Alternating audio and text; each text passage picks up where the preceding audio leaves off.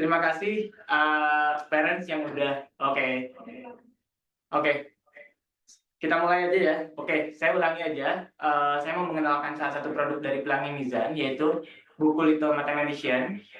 Jadi buku ini merupakan terjemahan dari Korea. Buku ini jadi buku ini merupakan sebuah buku set premium yang terdiri dari 7 buku. Di dalamnya di sini ada 7 buku dan juga alat-alat permainan matematika gitu di sini, Math Magic Box. Nah, si buku ini di Korea mendapatkan penghargaan sebagai konten pendidikan terbaik. Nah, ini ada gambarnya sih, kalian bisa lihat di sini. Buku ini kenapa bisa jadi unik? Karena buku ini mengenalkan matematika tidak hanya berupa kumpulan angka yang rumit atau misalnya rumus-rumus, tapi justru buku ini mengenalkan matematika lewat pendekatan cerita yang menarik dan emosional. Sehingga anak-anak tuh gak bosan dan justru menikmatinya. Gitu. Nah, ini bisa menjadi awal sebetulnya buat parents untuk mengenalkan matematika pada anak, bahwa matematika itu sebenarnya bukan sesuatu yang harus ditakuti, tapi justru bahkan bisa untuk hal yang disukai gitu sejak kecil. Nah, kenapa ini menjadi penting? Nah, di sini kan mungkin ini parents juga udah tahu bahwa berdasarkan data PISA terbaru bahwa kemampuan anak-anak kita dalam hal literasi dan matematika itu masih rendah dibandingkan negara-negara lain. Nah, di konsep Little Mathematician ini justru kami mengenalkan keduanya, matematika dan juga literasinya.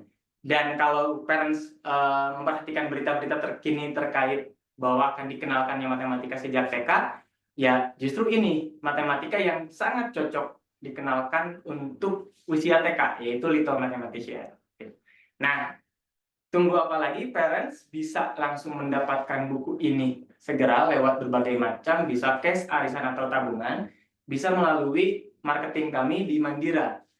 Nah, untuk mendapatkan voucher diskon khusus untuk Little Mathematician ini, parents tinggal mantengin terus acara malam ini, nikmati acaranya sampai akhir, dan nanti kami akan kasih hadiah berupa voucher diskon di Little Mathematician. Mungkin segitu dulu dari saya. Saya langsung kembalikan ke Kak Dini. Silakan Kak Dini.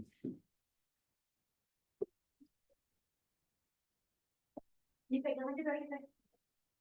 Dipegang aja. Iya.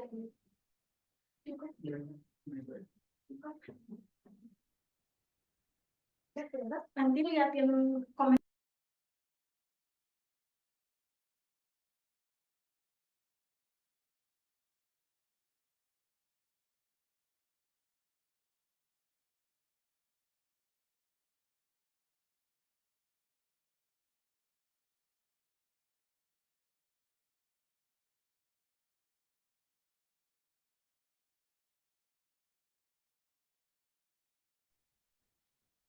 Wah, seru banget ya parents. Tadi udah mengikuti sesi dari Kang Rivial dari Pelangi Mizan, yaitu sesi Product Knowledge.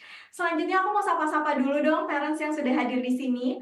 Ada Bunda Haryuni Dwi Adika dari Batang, ada juga dari Bekasi, Cibubur, ada dari Grobogan, ada dari Bogor, ada dari luar pulau juga yang sudah hadir pada malam hari ini. Terima kasih banyak parents.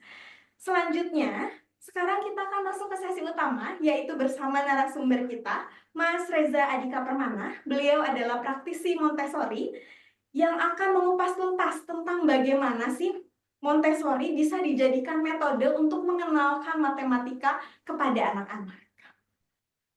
Parents, jangan lupa siapkan catatannya karena nanti akan ada tips praktis dan juga banyak inspirasi dari Mas Reza Adika Permana untuk parents semua bisa menjadi lebih percaya diri untuk menemani si kecil belajar matematika di rumah. Selanjutnya, karena kita udah gak sabar banget menunggu Mas Reza, jadi aku akan menyapa dulu Mas Reza. Silakan Mas Reza.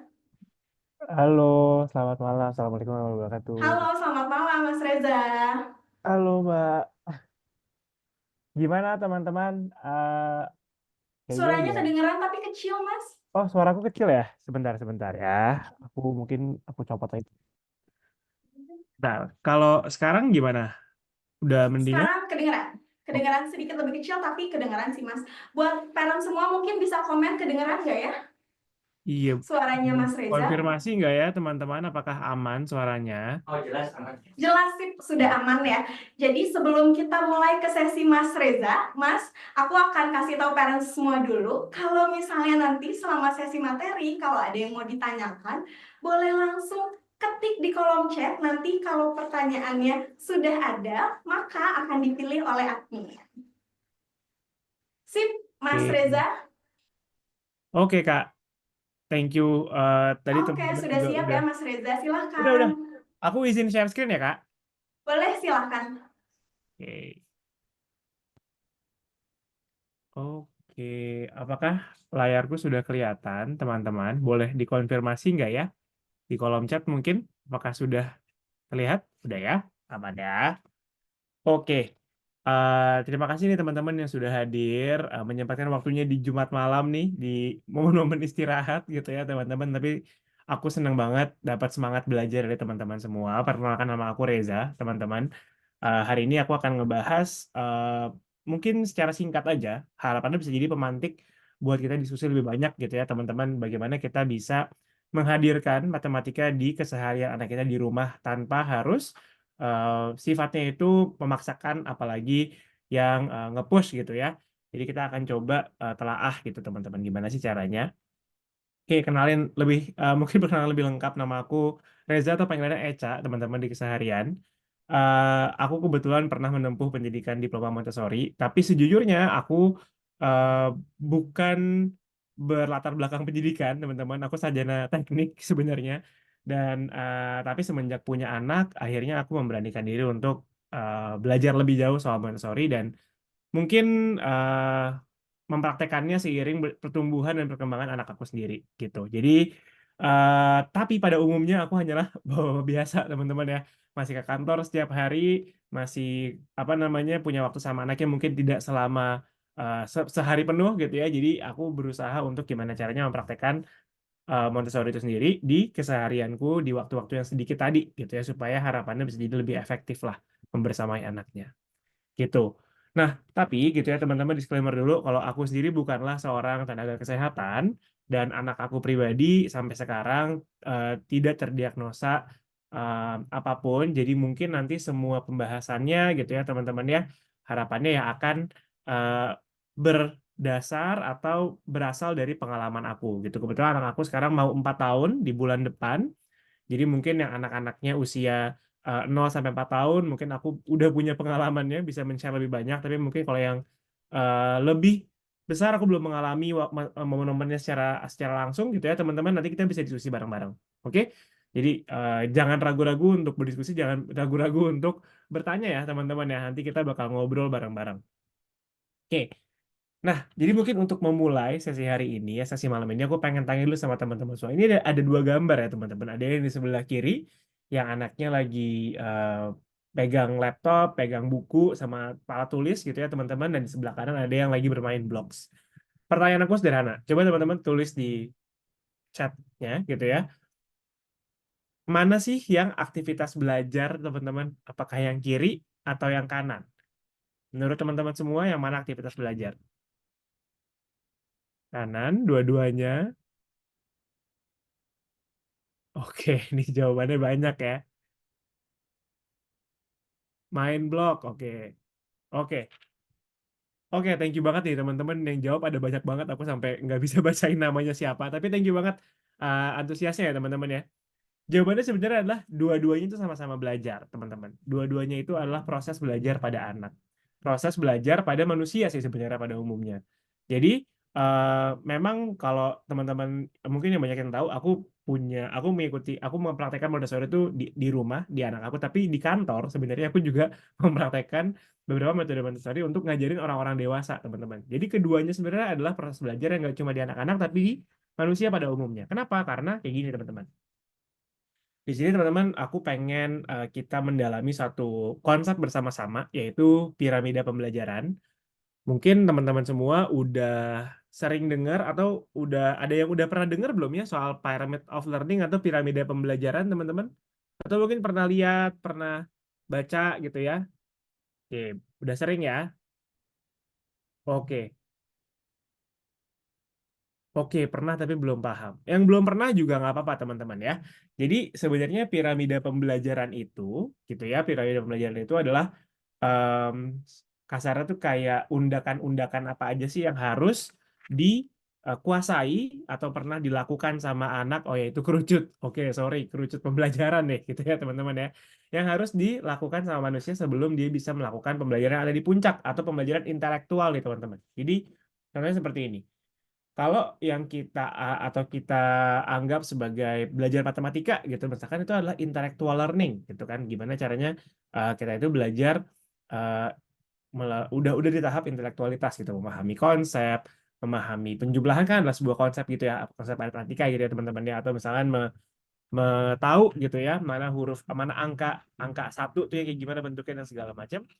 Itu tuh sebenarnya ada di puncaknya teman-teman. Jadi ada di puncak piramida. Yang mana puncak piramida atau puncak segitiga ini tidak bisa hadir tanpa adanya pondasi-pondasi yang ada di bawahnya.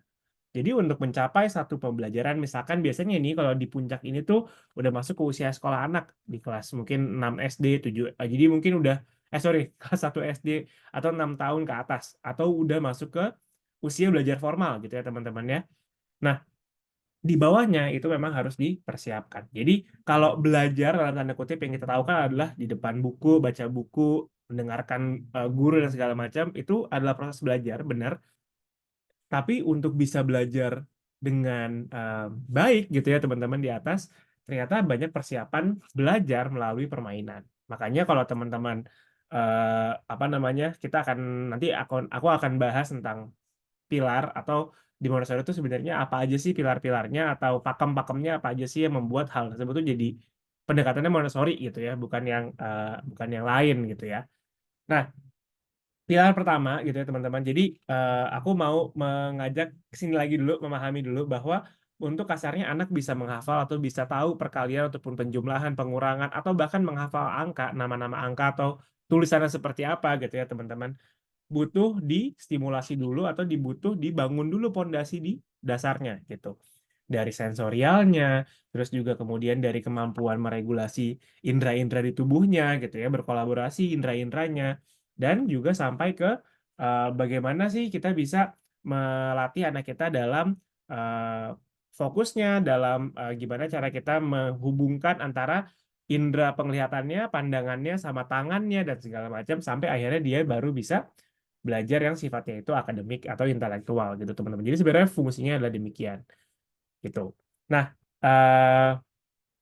hal tadi sebenarnya itu tuh tidak dibahas kalau teman-teman misalkan biasanya kalau baca buku Montessori sebenarnya tidak dibahas. Tapi kalau aku lihat ada sambungannya nih teman-teman sama pilar atau pakem-pakemnya Montessori. Mungkin aku sedikit singkat aja bahas apa sih Montessori itu gitu ya teman-teman.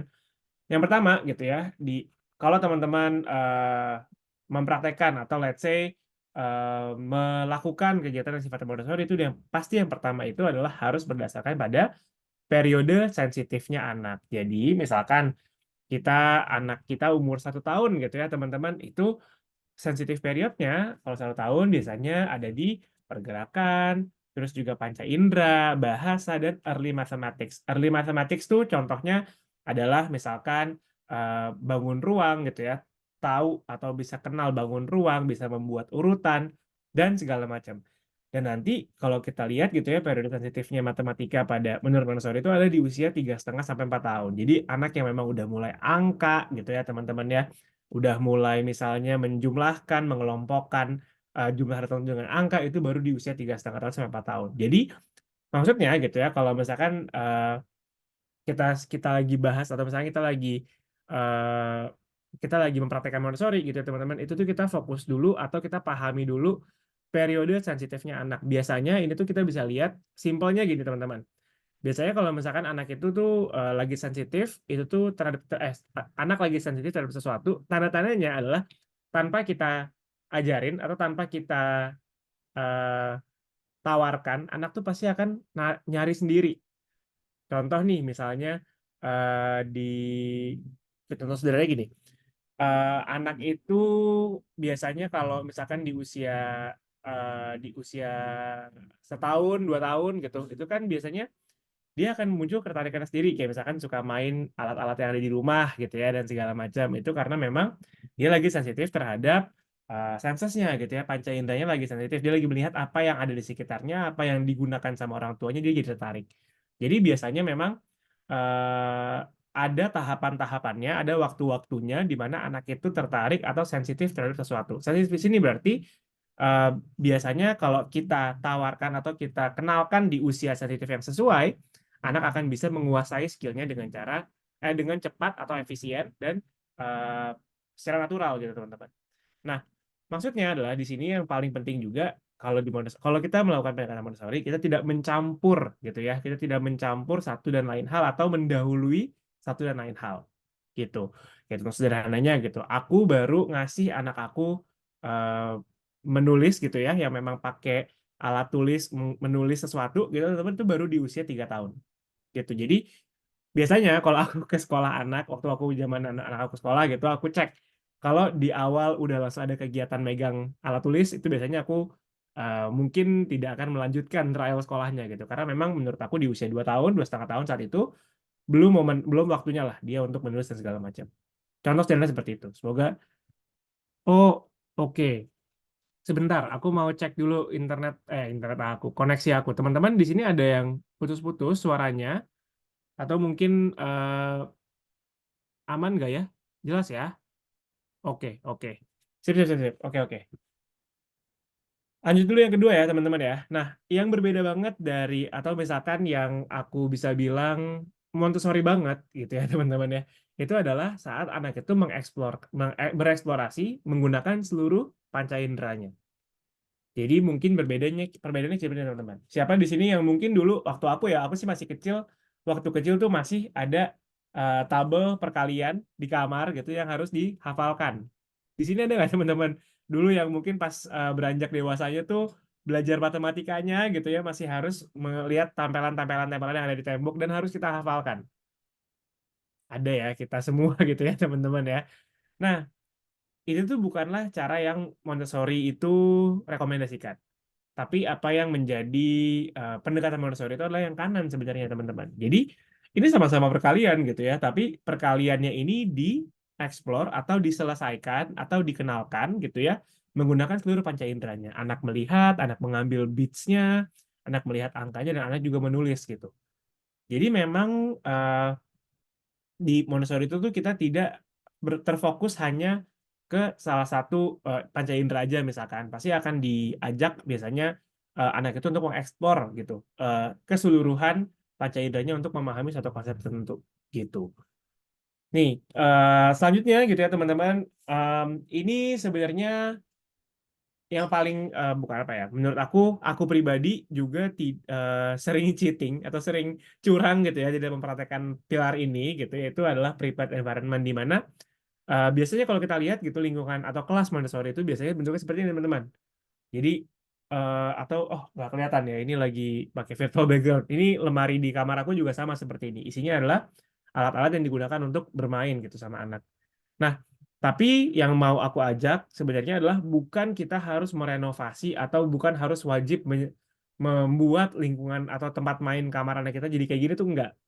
Tapi yang mau aku ajak teman-teman memahami konsepnya itu adalah di Montessori itu ada prepared environment, atau intinya gimana caranya orang tua itu menyiapkan suatu tempat atau suatu ruang ataupun kebiasaan gitu ya, di mana anak itu tuh bisa bebas mengeksplor apapun yang dia mau teman-teman. Jadi biasanya kalau teman-teman lihat rumah-rumah atau sekolah-sekolah yang menggunakan Montessori, biasanya dia akan kayak gini aja nih. Isinya tempat mainnya akan seperti ini, dan mainan ini akan dirotasi teman-teman. Akan diganti-ganti setiap minggunya supaya anak yang nggak bosan, dan tergantung sama sensitive periods-nya dan juga target dari development-nya juga gitu. Kenapa? Karena harapannya dengan seperti ini kan anak bisa lihat apa yang dia mau, anak bisa ngambil apa yang dia mau main, dan juga kalau ada pergantian satu pun anak pun juga bisa langsung lihat. Jadi harapannya anak itu secara independen melatih independensinya untuk ya tadi gitu, mengambil apa yang dia mau, belajar apa yang dia mau, bermain apa yang dia mau, dan kemudian nanti mengembalikannya gitu. Jadi ini sebenarnya adalah prinsipnya tadi gitu, karena kita tahu anaknya lagi sensitif terhadap apa, kita udah kebayang kira-kira mau diajak mainnya apa, kita siapin gitu, kita siapin supaya nanti anak bisa secara mandiri ngambil gitu. Tapi pada prakteknya aku pun gitu ya teman-temannya juga tidak seideal ini gitu. pasti banyak orang di luar sana praktisi Montessori yang akan tidak setuju gitu ya sama opini aku, tapi menurut aku tetap harus dikembalikan lagi sama kebersesuaian kita di Indonesia lah gitu. Tidak semua orang itu mungkin bisa mempraktekkan hal demikian, dan menurut aku yang penting itu adalah mindsetnya tadi, menyiapkan zona aman dan nyamannya gitu.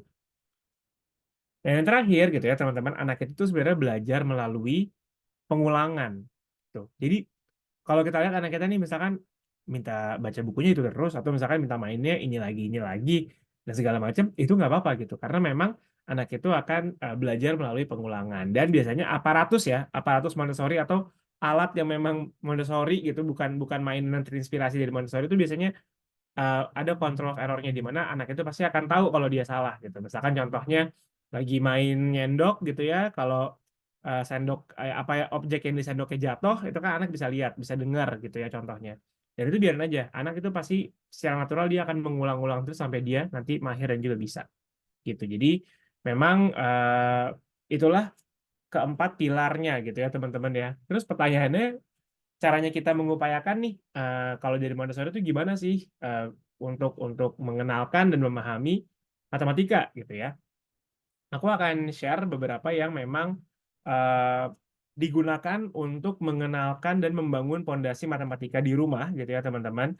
Tapi aku mau mengajak kita untuk mengingat ini lagi gitu. Jadi untuk bisa anak nanti misalkan siap dioperasi bilangan nanti di bangku sekolah gitu ya teman-teman, itu kita harus memperhatikan periode sensitifnya dan juga mengingat kembali piramida atau kerucut gitu ya, kerucut pembelajarannya anak tersebut gitu. Yang kita siapkan dari tahapan-tahapannya. Contohnya kayak gimana? Kayak gini contohnya.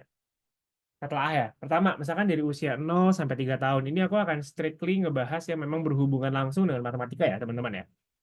Jadi di usia 0 sampai 3 tahun, kalau kita ingat-ingat lagi tadi sensitive periods-nya atau periode sensitifnya dan juga piramida pembelajaran gitu ya teman-teman. Fokus utama kita itu adalah beberapa hal. Yang pertama, mengembangkan sensorialnya, jadi mengembangkan panca inderanya. Terus kemudian stimulasi mengembangkan kemampuan bergeraknya.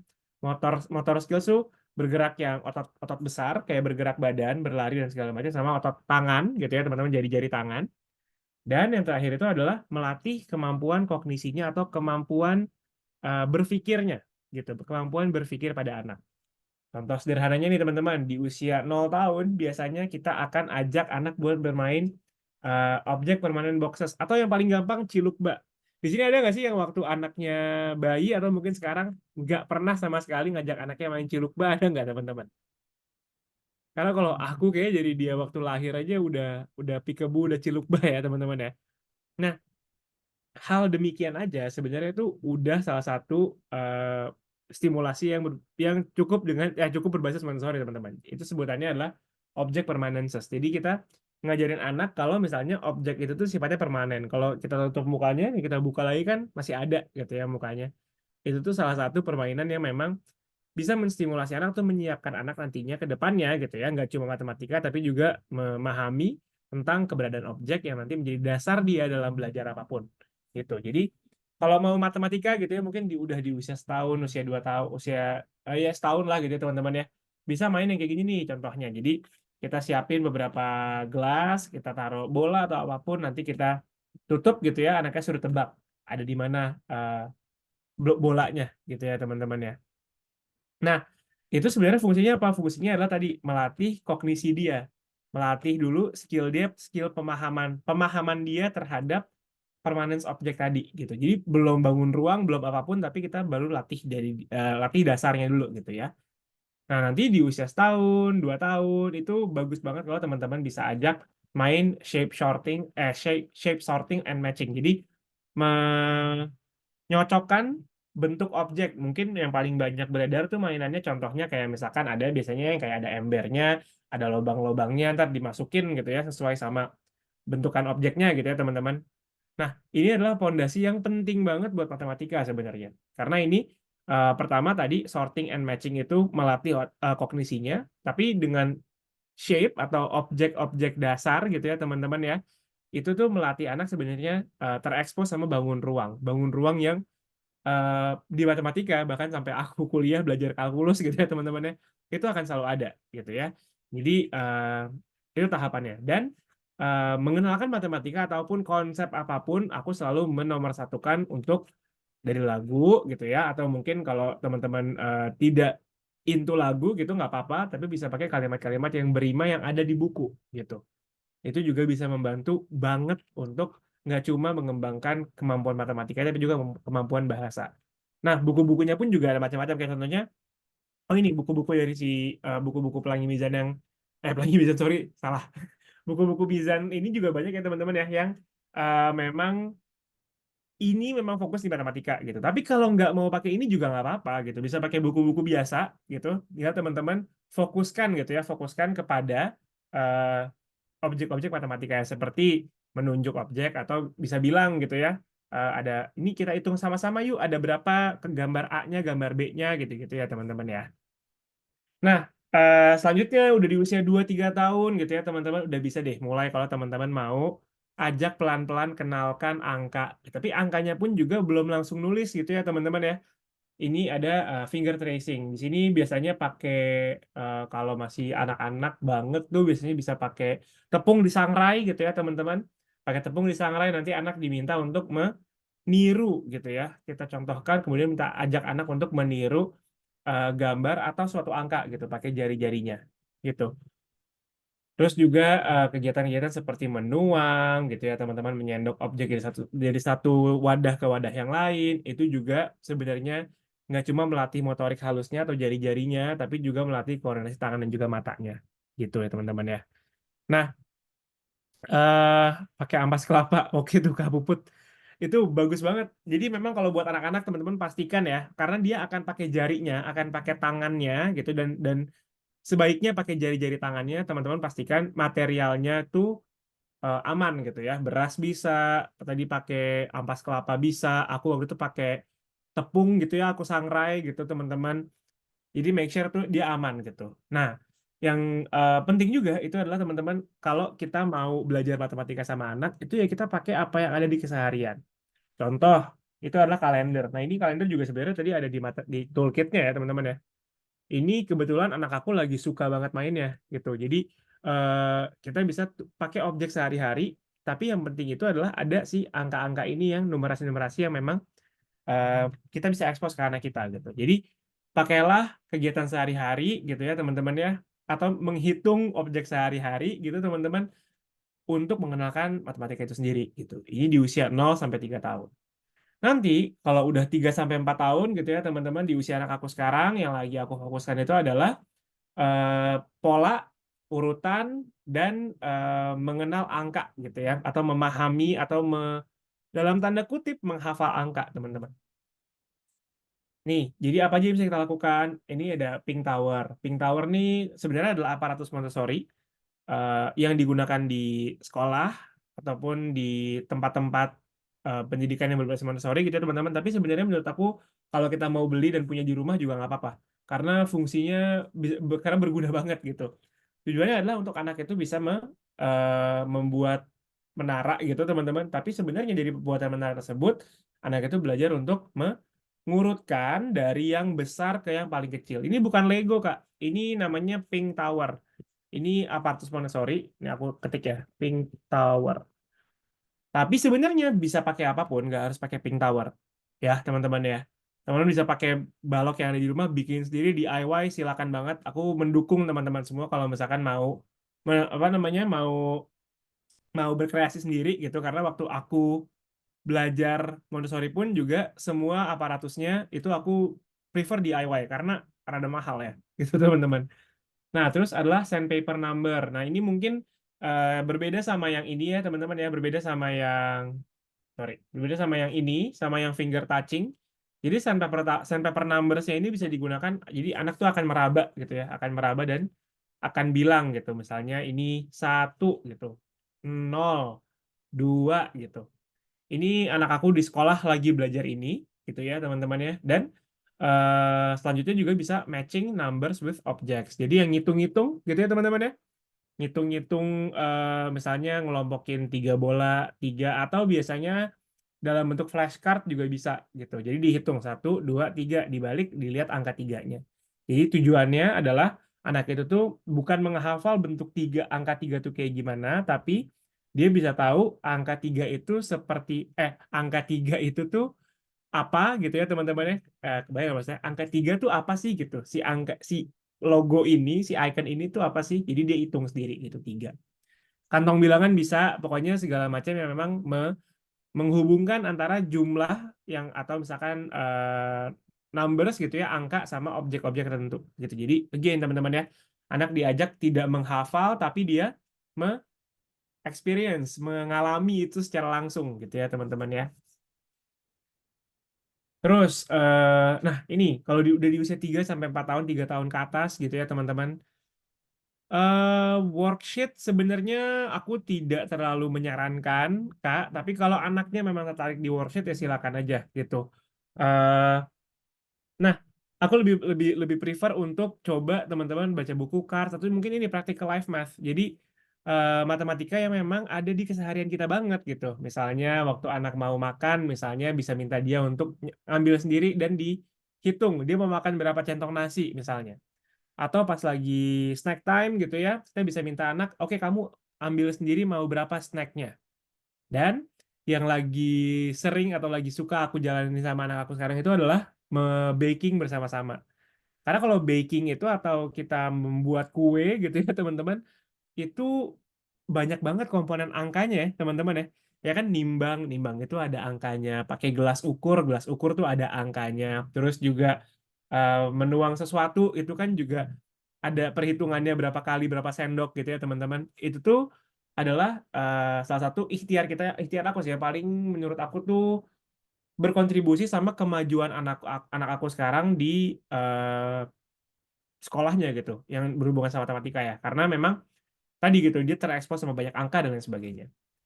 Plus sama ya EPL atau practical life juga masih terus sama ya teman-teman ya, nyendok, main pakai capitan yang kecil gitu ya teman-teman ya. Itu juga termasuk ke hal yang bisa membantu menstimulasi anak juga gitu. Nah, terus kalau udah lebih besar di usia 4 sampai 6 tahun ya yang lagi aku persiapkan ke anak aku, ini udah benar-benar basic numerasi dan juga quantity awareness. Jadi udah benar-benar apa ya, numerasi gitu, udah benar-benar hitung paham angka, tahu mana berat, yang lebih berat mana yang enggak gitu. Itu contoh permainannya seperti ini teman-teman. Nih kalau apart Montessori-nya kalau di usia segini tuh biasanya udah pakai number rods. Number rods itu adalah anak akan diminta nih teman-teman ya, meminta dia untuk matchingin suatu pola gitu ya teman-teman, pakai rods atau pakai balok-balok tertentu. Harapannya di sini anak tuh bisa mendapatkan visualisasi angka 1 sampai angka 10 gitu. 1 sama 10 pasti kan 1 sama 3, 1 sama 5 itu kan pasti akan ada yang lebih pendek, ada yang lebih panjang gitu-gitu ya teman-teman ya. Benar-benar numerasi dan membandingkan jumlah tadi gitu. Contoh lainnya juga adalah balance scale gitu ya. Jadi main timbang-timbangan, mana yang lebih berat, mana yang lebih ringan gitu. Kalau kita 3 di kanan, 2 di kiri apa yang terjadi dan lain sebagainya. Jadi di usia 4 sampai 6 tahun memang anak itu sudah sensitif terhadap matematika gitu ya. Jadi udah sensitif terhadap operasi bilangan dan lain sebagainya. Sifat-sifat bilangan, sifat-sifat angka gitu ya kan kalau dulu pas zamannya SD atau zamannya pokoknya kalau aku singkat aku kalau belajar matematika itu ada sifat-sifat bilangan, sifat-sifat angka gitu ya. Itu tuh sebenarnya bisa kita ajarin pakai hal yang konkret juga gitu. Nah, tadi kalau yang bilang kalau sorry. Kalau worksheet gimana Kak? Kalau worksheet aku lebih prefer sebenarnya mungkin bukan yang sifatnya itu buku LKS gitu kali ya teman-teman ya, tapi kita mungkin bisa bikin yang kayak gini nih. Ini yang aku suka bikin sekarang juga adalah sambil pemanasan buat anaknya nanti di usia 4 tahun, itu aku pakai beats, aku bikin gitu. 1, aku kasih tracing 1 gitu. 2, 3 gitu-gitu. Suka Kak Puput, aku suka bikin DIY kalau lagi ada waktunya. Kalau lagi nggak ada waktunya, aku prefer beli aja nggak apa-apa. Terus contoh lainnya adalah measuring growth atau teman-teman di sini punya nggak di rumahnya tembok yang isinya ada coret-coretan tinggi anak gitu ya. Itu tuh juga sebenarnya penting banget teman-teman untuk belajar atau mengekspos matematika kepada anak semenjak dini gitu. Di Little Mathematician ini juga udah ada tadi si measuring apa si meterannya teman-teman itu juga seru banget kalau teman-teman bisa pakai di keseharian sekali lagi. Nah, mungkin yang sekarang lagi aku baru kenalkan gitu ya, baru kenalkan ke anak itu adalah main board games gitu. Di sini ada yang suka main ular tangga nggak teman-teman? Main ular tangga, main Ludo, main apa lagi ya? Board games buat anak-anak tuh ada banyak sebenarnya. Nah, di usia 4 sampai 6 tahun itu tuh kita bisa banget ajak anak kita buat main board games karena board games itu benar-benar isinya adalah matematika semua gitu teman-teman. Gitu dan board game sih kalau mau di tab atau di iPad sih ya nggak apa-apa, tapi aku sih lebih prefer kalau kita pakai offline ya mainnya gitu. Tapi kalau misalnya apa namanya anaknya kalau aku juga nggak masalah kalau misalnya di screen atau segala macam itu. Halma Halma susah dong Kak. Ya ya ya ya. Ya, anak aku juga baru dikenalkan sama ular tangga dan sampai sekarang juga masih belum bisa main, tapi ya seenggaknya aku udah mengekspos dia lah. Karena memang ini kan buat di usia 4 sampai 6 tahun gitu. Nah, mungkin kalau teman-teman juga tertarik gitu sama yang Montessori banget itu adalah Golden Beats. Golden Beats ini memang benar-benar adalah aparatus dari Montessori. Cara pakainya gimana sih? Bentar nih, aku akan kita play sebentar kali ya. Bentar teman-teman, aku share audionya dulu. Nah, bentar ya. Ini tuh aku udah share audio belum sih? Oh, belum share sound. Oke, kita play bareng-bareng ya. Kita tonton bareng-bareng. Kalau Montessori itu kayak gimana sih? Coba nih.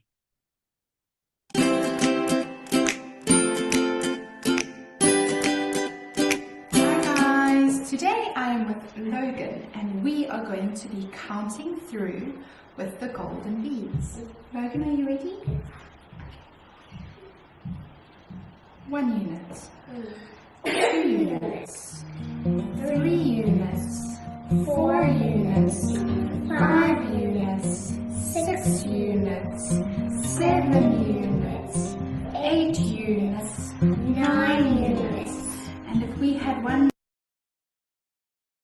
Bentar, aku pause dulu. Di sini teman-teman notice nggak pas mindahin beads-nya, itu nggak cuma mindahin pakai tangan doang, tapi anaknya juga diminta untuk melafalkan. 1, 2, 3, 4, sampai 10. Jadi memang kembali lagi ke pilar nomor 2 gitu ya teman-teman. Kalau di Montessori itu memang belajarnya itu melalui semua panca inderanya. Gitu. Jadi berhitung, tapi ada yang dilihat, ada yang dipegang, ada yang diomongin, ada yang didengar juga. Karena beats-nya kalau ditaruh ada tak-tak, ada bunyi-bunyinya kayak gitu. Gitu. Jadi ini contohnya gitu ya teman-teman ya. Gimana kita bisa pakai itu di keseharian juga. Bentar, kita lanjut dulu nonton videonya. more unit, it will be the same as 1 10, 2 tens, 3 tens, 4 tens, 5 tens, 6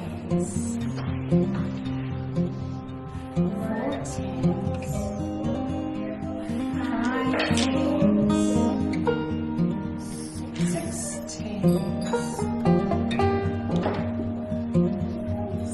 tens,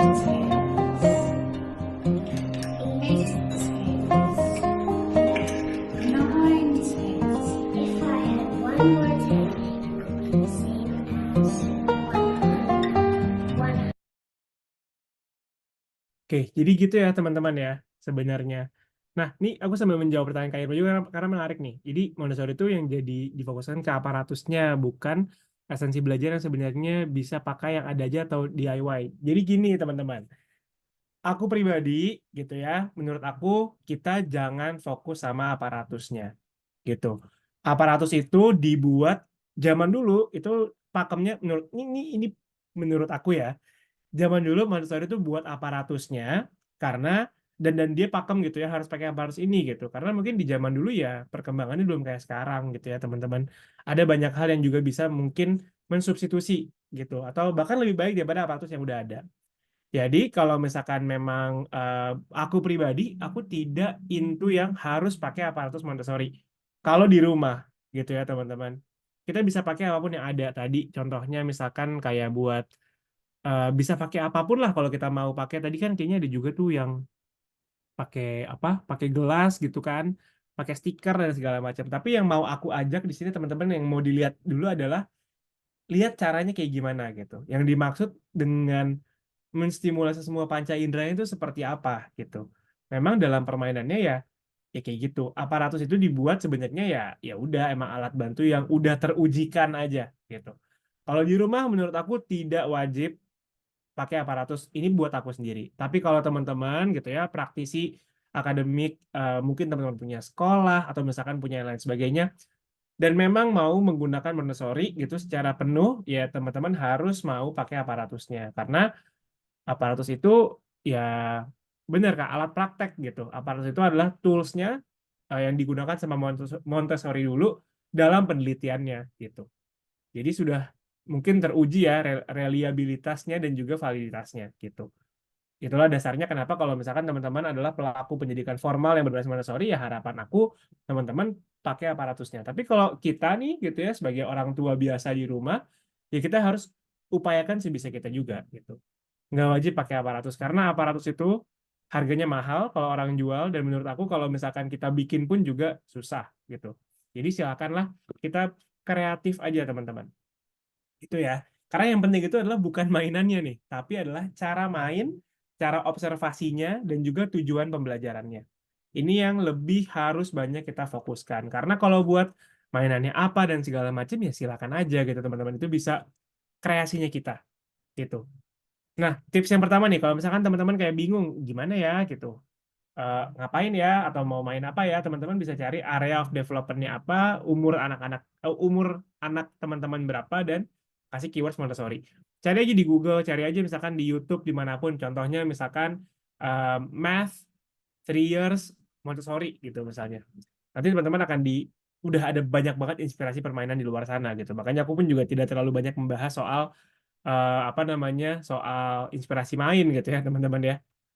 Nah, tips yang kedua itu menurut aku kalau misalkan memang ingin mewujudkan misinya Montessori kan adalah lifelong learning gitu ya. Gimana cara kita bisa menghidupkan semangat belajar tanpa akhir pada anak gitu ya teman-teman. Yang paling penting buat aku itu adalah kita menurunkan budaya membaca. Jadi dari kecil itu kita sudah harus budayakan membaca. Bukan biar anaknya bisa baca tulis di usia 2 tahun, atau bukan biar anaknya tuh bisa kalkulus di usia 3 tahun misalnya, bukan teman-teman.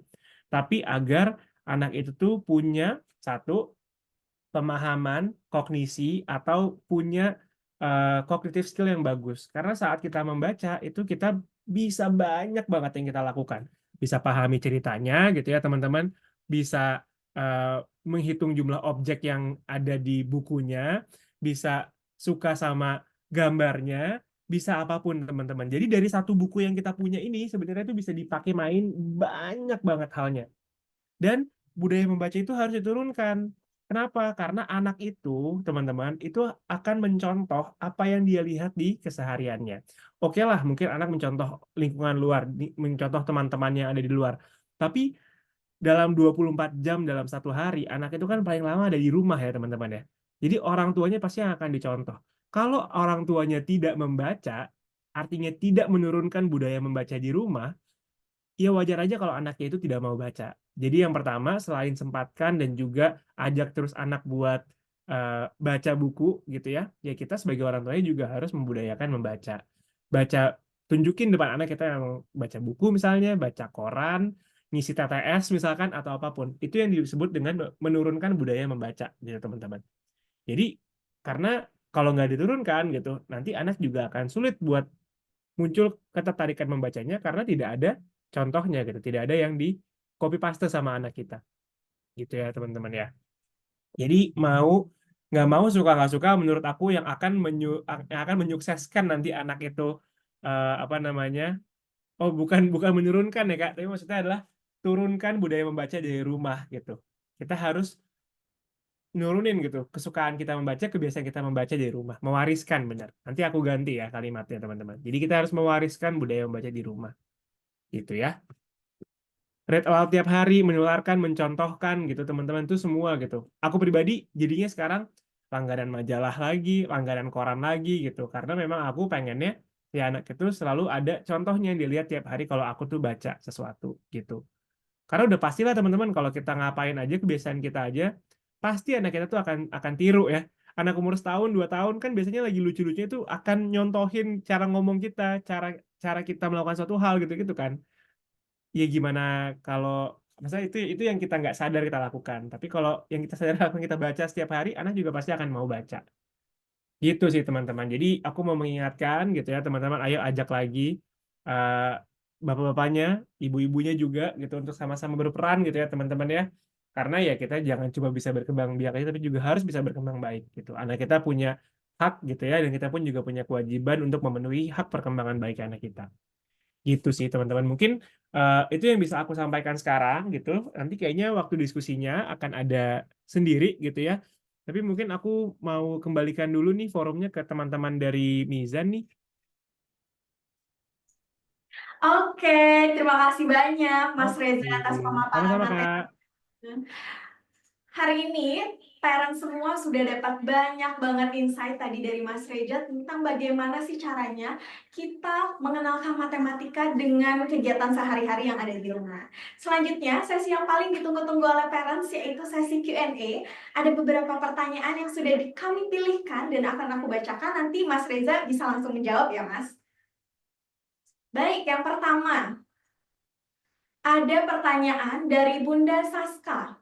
Halo Kak, izin bertanya, anak saya usia 23 bulan. Sekarang anak saya di fase yang suka melihat jam. Kalau baca buku selalu incar dengan angka, nomor halaman, mengecek barang apapun juga dianya nyarinya angka bukan gambar yang lucu. Dan juga suka menyanyi hal-hal yang berhitung, seperti 1 ditambah 1 sama dengan berapa.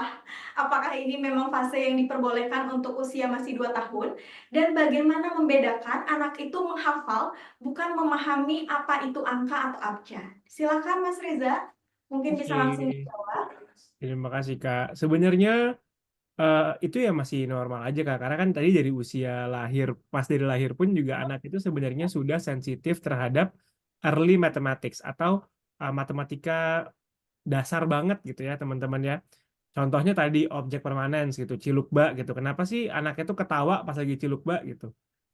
Padahal kan itu kadang kalau kita pikir nggak make sense gitu ya. Tapi kan jadi ada nggak ada itu kan itu juga sebenarnya adalah matematika ya 0 1 1 0 gitu. Jadi anak tuh menunjukkan respon sebenarnya terhadap keberadaan objek tadi gitu, terhadap matematika tadi. Jadi wajar aja Kak, dan memang anak itu ya ketertarikannya suka akan beda-beda gitu. Mungkin kalau anak kakak lagi tertariknya sama angka gitu, sewaktu-waktu nanti mungkin kalau dia terpapar sama hal lain yang mungkin menarik buat dia juga bisa berubah gitu. Jadi sebenarnya itu nggak apa-apa dan tidak masalah. Yang penting itu adalah kita terus ngecek aja gitu bahwa milestone perkembangan yang lainnya pun juga tetap terpenuhi gitu.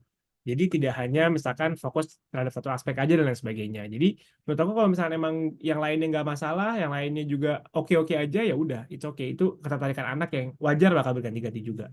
Nah, kalau untuk membedakan antara misalnya menghafal ataupun juga memahami gitu ya teman-teman, itu ya paling gampangnya ya kita bisa coba misalkan contoh sederhananya gini, anak aku tuh ada satu buku, ada beberapa buku yang dia tuh udah hafal ceritanya gitu ya teman-teman ya.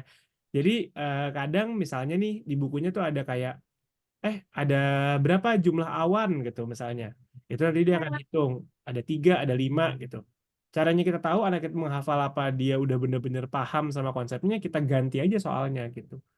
Kita kreatifin aja gitu. Misalkan kayak sekarang coba hitung awannya ada berapa, kita gambar di kertas gitu dengan awan yang sama, awan yang mirip dan segala macam. Nanti kita minta anak buat berhitung. Nah, tapi perlu nggak sih kita apa misalnya, tadi kan anaknya usia 23 bulan gitu ya kayak, perlu nggak sih kita worry anak itu antara menghafal atau memahami secara penuh gitu ya, atau emang kalau menghafal tuh jelek gitu ya? Enggak juga sebenarnya Kak gitu. Kalau dibacakan setiap hari, dilakukan setiap hari, wayahna anaknya bakal hafal gitu. Ya udah wajar kita juga bakal hafal kan. Kita sebagai orang tua juga kalau baca buku yang sama atau misalkan melakukan tebak-tebakan yang sama sama anak setiap hari juga kita pasti akan hafal juga gitu kan. Jadi sebenarnya nggak masalah gitu. Itu nggak masalah. Yang penting eh kalau kalau menurut aku sih tadi aja perkembangan milestone yang lainnya pun juga tidak terbengkalai dan it's okay. Itu nggak masalah. Itu sih dari aku Kak. Oke, terima kasih banyak Mas Reza. Berarti tadi masih di fase normal ya, masih di tahap normal. Sip, selanjutnya ada pertanyaan lagi dari Bunda Diah. Halo Kak, terima kasih materinya menarik sekali. Izin bertanya, untuk memberikan stimulasi anak sebaiknya berapa lama ya dalam satu hari? Terima kasih. Stimulasi anak berapa lama dalam satu hari? Oke, sebenarnya akan tergantung sama jadwalnya rumah masing-masing ya, teman-teman ya, gitu. Jadi idealnya sebenarnya adalah setiap aktivitasnya ya kita jadikan itu sebagai kesempatan untuk menstimulasi. Contoh misalkan saat lagi makan gitu ya, teman-teman. Makan kan yang disarankan misalkan buat anak di usia 2 tahun, 3 tahun ya misalnya makan sendiri gitu ya pakai tangan atau misalkan dia pakai sendok dan segala macam. Itu kan udah salah satu bentuk stimulasi gitu ya, stimulasi motorik halusnya, stimulasi panca indera dan sebagainya. Jadi sebenarnya idealnya ya tadi gitu, sebisa mungkin semua aktivitas yang kita lakukan itu menjadi kegiatan yang menstimulasi anak gitu. Tapi kan akhirnya kondisi rumah tangga orang kan akan beda-beda ya. Maksudnya nanti kesehariannya seperti apa, atau misalkan nanti aku misalnya ibu rumah tangga di rumah yang misalkan ada yang punya support system yang banyak gitu, itu juga pasti kan akan beda. Atau misalkan di rumah tapi harus kerja juga dan segala macam kan juga itu akan berbeda gitu ya teman-teman. Jadi disesuaikan lagi aja sama teman-teman semua gitu. Tapi yang penting menurut aku nih kalau riset yang ada gitu ya teman-teman, riset yang ada waktu main yang paling minimal buat anak sama orang tua itu adalah 30 menit dalam sehari. Paling minimal. 30 menitnya pun itu juga mainan yang sifatnya 30 menitnya pun berlangsung tanpa instruksi, tanpa misalnya dilarang-larang dan sebagainya. Contohnya misalkan kan kita seringnya teman-temannya kalau lagi main 30 menit, kitanya distraksi gitu, kitanya juga ambil main HP misalkan, atau kita juga sambil kayak nggak boleh ini, nggak boleh itu, dan segala macam gitu ya. Jadi sebenarnya kalau ditanya durasi ideal gitu ya, sebenarnya tadi gitu jawaban aku adalah sebisa mungkin setiap waktu kita jadikan momen stimulasi. Tapi riset yang ada sih tadi minimal 30 menit dalam sehari kita benar-benar spend waktu sama anak tanpa interupsi, tanpa instruksi, tanpa distraksi gitu. Jadi biarin aja anaknya misalkan mau main apa, mau baca apa, mau gambar apa, mau ngapain aja kita ikutin sambil kita bantu untuk jaga dari hal-hal yang berbahaya gitu. Jadi selama itu nggak berbahaya ya silakan aja. Nggak perlu kita banyak respon berlebihan dan sebagainya. Gitu Kak mungkin dari aku. Baik, berarti tadi 30 menit per hari ya, bisa dicoba mungkin Ya. parents masing-masing. Selanjutnya ada pertanyaan lagi dari Bunda Reni Dwi Maharani. Anak saya didiagnosa ADHD, bagaimana ya cara mengajari angka? Anaknya tuh mudah teralihkan fokusnya nih. Bagaimana nih Mas Reza kalau misalnya anaknya didiagnosa mengidap ADHD? Silakan Mas Reza. Oke. Mungkin aku coba jawab dari apa yang pernah aku baca gitu ya, teman-teman sekalian, karena aku pribadi tidak pernah mengalami misalnya anak aku tidak pernah mengalami membersamai anak ADHD gitu ya. Tapi sebenarnya mungkin salah satu teknik yang paling sering muncul atau paling sering disarankan gitu ya teman-teman dalam membersamai anak dengan kebutuhan khusus itu adalah yang kita sebut dengan open play sama play based therapy gitu. Open play ataupun play based therapy ini itu sebenarnya adalah gimana caranya kita, teknisnya sebenarnya ada banyak gitu ya teman-teman, tapi secara sederhananya yang aku tangkap gitu, jadi biasanya kalau kita main play based therapy ini gitu ya, itu nanti anak akan benar-benar ditaruh di satu tempat yang memang tempat itu tuh sudah didesain sedemikian rupa yang mungkin minim distraksi atau mungkin objeknya hanya beberapa dan segala macam yang memang difokuskan untuk menunjang target perkembangan anak dengan kondisi-kondisi tertentu gitu. Tentunya aku tidak bisa terlalu banyak membahas gitu ya teman-teman karena aku tadi sekali lagi kurang punya pengalamannya dan rasanya juga mungkin tidak dalam kapasitas aku untuk memberikan jawaban-jawaban yang taktis gitu teman-teman. Tapi benar nih kata Kak Giska gitu, menurut aku ya anaknya akan beda-beda gitu ya. Mungkin kalau di Kak Giska bisa dibuat lelah dulu dan segala macam. Tapi mungkin yang paling benar adalah ya tadi sih menurut aku Kak, jalani aja terapinya gitu. Karena menurut aku pribadi menjalankan terapi bersama anak tuh bukan berarti kita orang tua yang gagal kok, teman-teman. Aku pribadi juga aku pribadi sekarang lagi menjalankan terapi bareng sama psikolog anak gitu, karena memang anak aku punya separation anxiety yang panjang karena kan aku sama istri aku LDM, dia tidak bisa terlalu banyak memproses goodbye-nya gitu ya teman-teman. Jadi sekarang lagi suka ada di fase di mana anaknya suka nangis kalau misalkan harus ditinggal, suka susah buat bersosialisasi di sekolah dan segala macam. Jadi aku lagi terapi gitu. Jadi saran aku adalah mungkin paling baik dan paling aku bisa sarankan adalah jalanin terapinya aja sama psikolog anak gitu teman-teman. Karena kalau memang punya kebutuhan khusus gitu, tentunya juga harus punya treatment khusus juga gitu teman-teman. Dan sekali lagi gak apa-apa banget gitu, justru hebat kita mau mengupayakan gitu ya teman-teman. Jadi jangan berkecil hati, menurut aku bisa dijalankan dulu. Cari salahnya masing-masing, main terus sama anaknya setiap hari, ntar juga pasti akan bisa deh ketemu menurut aku. Semangat ya teman-teman. Siap, terima kasih banyak Mas Reza atas jawabannya. Semoga tadi menjawab pertanyaannya ya. Selanjutnya ada pertanyaan lagi dari Bunda Nanda. Bagaimana kalau anak menolak dari kita apa yang disediakan media mainnya atau belajar? Kita harus bersikap bagaimana? Kalau misalnya anak menolak media main yang kita sediakan tuh kita harus gimana sih Mas Reza sebetulnya? Oke. Jadi sebenarnya menurut aku kalau anak menolak apapun ya, bahkan bukan cuma media main. Contoh sederhananya aku tuh pernah beliin baju anak aku yang menurut aku bagus banget, tapi anak aku tuh nggak mau pakai. Bahkan kalau dikasih lihat dia langsung lari, teman-teman.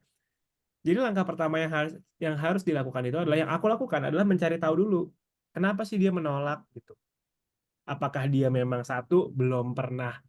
belum pernah sama sekali mencoba, belum pernah sama sekali melihat, dan belum pernah sama sekali misalnya kebayang gitu untuk melakukan, menggunakan atau mengkonsumsi sesuatu. Ini juga berlaku untuk makan juga gitu ya teman-teman ya. Jadi pertama nih bisa jadi dia memang masih belum pernah gitu, masih belum sama sekali belum punya pengalamannya gitu. Dan itu wajar ya teman-teman, rasanya kalau kita pun juga menjalani suatu hal yang sifatnya baru pertama kali, pasti kan kita nervous, pasti kan kita cenderung enggan, pasti kan kita cenderung ada ketakutan gitu ya. Jadi itu sebenarnya itu wajar terjadi pada anak. Nah, itu yang pertama, pahami dulu kenapanya gitu. Mungkin media mainnya sangat-sangat berbeda sama yang selama ini dia suka mainin. Gitu. Jadi satu hal yang benar-benar baru banget. Bisa jadi aja. Yang kedua, misalnya bisa jadi aja gitu ya, atau mungkin bukan yang udah sih, tipsnya gitu ya. Mungkin kalau tips dari aku adalah teman-teman, kita cari apa yang jadi kesukaannya dia, dan nanti kita coba jadiin itu sebagai pintu masuk untuk dia menyelami permainan barunya. Contohnya nih teman-teman ya, contohnya. Waktu itu aku tuh lagi pengen anak aku tuh, jadi lagi ada, intinya dia kurang terstimulasi oromotornya, atau kurang terstimulasi bagian mulutnya gitu ya teman-teman ya. Aku pengen dia bermain, contohnya itu kayak meniup dan bermain sedotan nih teman-teman. Tapi memang pada saat itu entah kenapa dia nggak mau gitu. Ternyata gitu ya, ternyata memang kalau lagi nggak ada aku tuh suka larang-larang gitu. Jangan main sedotan, nanti kamu itu gitu ya. Masih suka ada fear mongering dari orang-orang yang membersamainya lah kalau lagi nggak sama aku. Jadi dia takut gitu ya teman-teman ya sama sedotan itu gitu ya.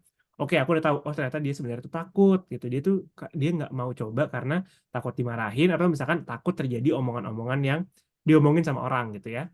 Yang aku lakukan adalah cari dia suka Elsa teman-teman. Jadi yang aku lakukan adalah aku cari sedotan Elsa gitu. Nah akhirnya karena dia suka Elsa, dia tidak terlalu asing sama hal tersebut, dia mau coba gitu ya. Ya udah akhirnya terjadilah permainan yang menggunakan sedotan tadi itu, sedotan Elsa itu gitu. Nanti kemudian saat anak udah terbiasa, dia udah mau, baru ntar kita bisa ganti pakai sedotan biasa atau mungkin alternatif sedotan lainnya. Jadi mungkin tipsnya itu dicari dulu apa yang kira-kira mungkin masih nyambung atau kesukaan dia sama permainan dia sekarang. Terus make sure itu tuh muncul atau kelihatan gitu di alat main atau media main dia yang sekarang gitu. Memang ini sangat tidak Montessori ya teman-teman ya, karena Montessori itu mewajibkan kayak harus natural warnanya dan lain sebagainya. Tapi ya kadang menurut aku ya kita bisa cari-carilah celah-celahnya untuk ngajak anak untuk mau tadi. Jadi yang pertama pahami dulu kenapanya, dan yang kedua mungkin bisa cari pendekatannya atau cari pintu masuknya pakai hal-hal yang dia sukain atau yang nggak asing sama dia. Mungkin kayak gitu Kak. Udah pernah dicoba belum ya sebelumnya mungkin? Oke, siap Mas Reza. Terima kasih banyak atas jawabannya. Jadi, kita juga harus mencari apa hal-hal yang anak kita suka ya, Kak ya. Hmm, mm-mm. Oke, selanjutnya ada pertanyaan lagi Mas Reza dari Bunda Vera. Memasak juga termasuk Montessori nggak, Kak? Soalnya dia ada potong, mengupas, memetik, dan menghitung jumlah potongan. Termasuk selama dilakukan sama anaknya juga gitu ya teman-teman ya.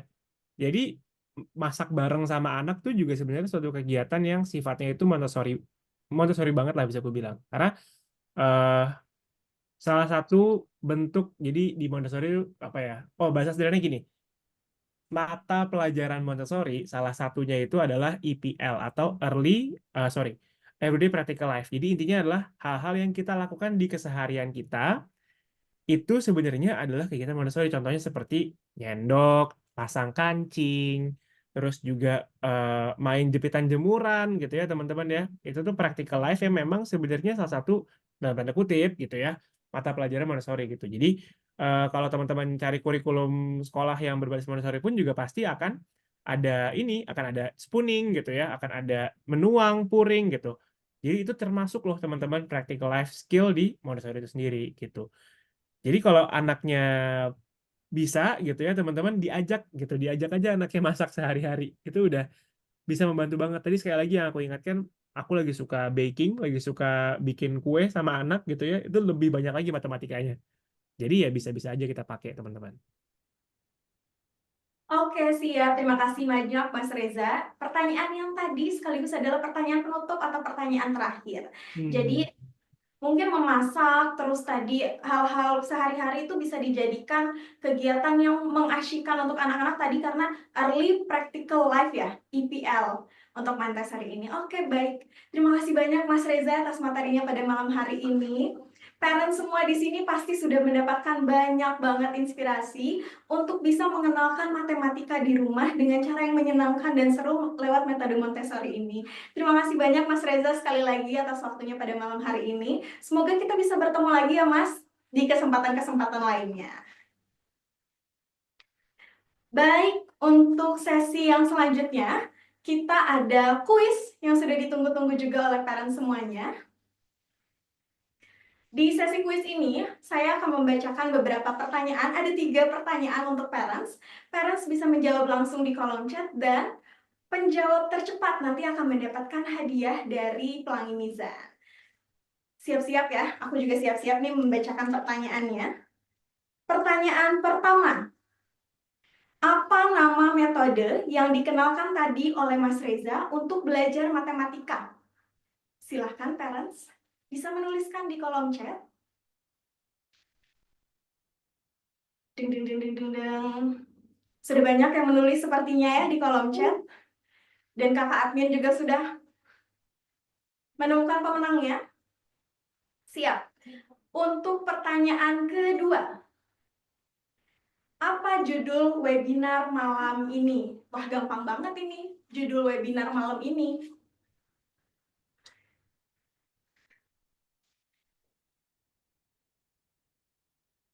Silahkan. Yang paling lengkap yang akan dipilih sebagai pemenang dan dapat goodie bag buku dari Pelangi Mizan. Ini kalau salah sih luar biasa ya, karena parents sudah tadi mengikuti dari awal sampai akhir, nggak mungkin lupa sama judul webinar kita hari ini. Selanjutnya, pertanyaan ketiga. Apa nama produk dari Pelangi Mizan yang membantu anak belajar matematika dengan cara yang seru dan interaktif? Tadi di sesi product knowledge, apa ya produk yang dikenalkan oleh Kang Rivial dari Pelangi Mizan? Sudah banyak yang menjawab. Sudah banyak yang menjawab, ini pasti pada ingat dong produk yang dikenalkan sama Kang Rivial dari Pelangi Mizan, produk yang bisa menjadi pilihan parents untuk belajar matematika barengan si kecil dengan cara yang seru dan mengasihkan. Sudah semuanya? Sudah mendapatkan pemenangnya? Sudah? Sip. Untuk pemenang akan diumumkan di kolom chat, jadi nanti dicek aja ya di kolom chat bagi pemenangnya siapa saja. Selanjutnya, kita akan melakukan absensi, teman-teman. Seperti yang tadi disebutkan di awal, akan ada form absensi. Silahkan kakak admin untuk bisa langsung menampilkan form absensinya. Sambil menunggu pengumuman pemenang, kita mengisi absensi dulu. Nah, absensi ini akan menjadi undian parent semua untuk bisa mendapatkan 10 paket boneka tangan Halo Balita dan juga 1 tas Little Mathematician dari Pelangi Mizan. Silahkan parents untuk bisa mengisi absensi. Nah, absensi ini juga akan berisikan email untuk parent semua bisa mendapatkan ringkasan materi, voucher diskon buku, dan informasi promo untuk bulan ini dari Pelangi Mizan. Silahkan, apakah absensinya sudah bisa? Boleh? Yuk isi daftar hadir di sini, dapatkan voucher Little Mathematician dan juga hadiah menarik lainnya. Bagi parent semua yang sudah hadir pada webinar kali ini, jangan lupa untuk follow juga Instagram @pelangimizan.id dan juga @mandira.id untuk bisa mendapatkan info-info seputar produk yang bisa membantu parents untuk mengenalkan matematika secara seru dan menyenangkan bagi anak.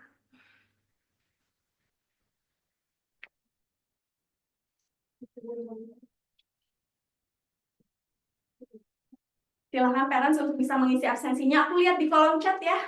Siapa aja yang sudah bisa mengisi absensi?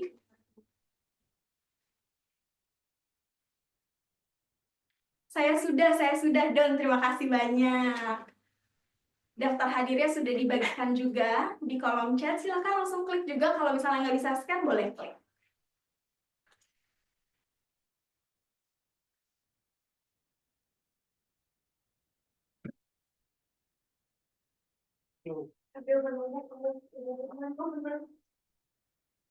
Boleh langsung diisi ya, parents, daftar hadirnya. Daftar hadir ini akan berguna untuk nanti akan ada undian 10 boneka tangan Halo Balita dan juga 1 tas Little Mathematician. Jadi ada merchandise juga dari Little Mathematician.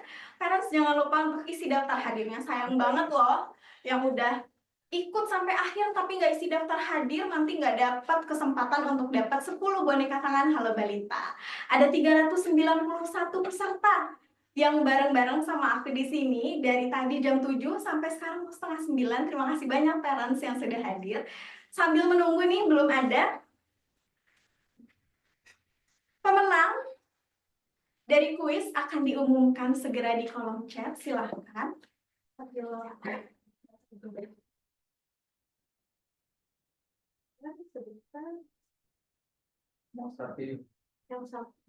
Start video. Tapi nanti Elsa Fauzia. oke, siap. Mau start video. Oke. Wait, agak ini banyak banget yang komennya pusing.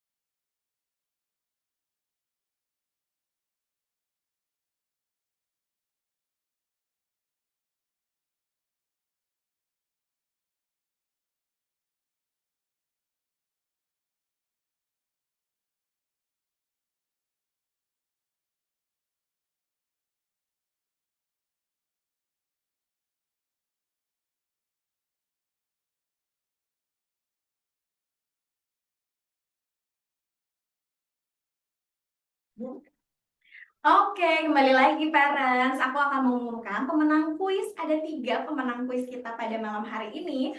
Untuk pemenang bisa langsung nanti screenshot jawaban di kolom chatnya dan DM ke @pelangimizan.id.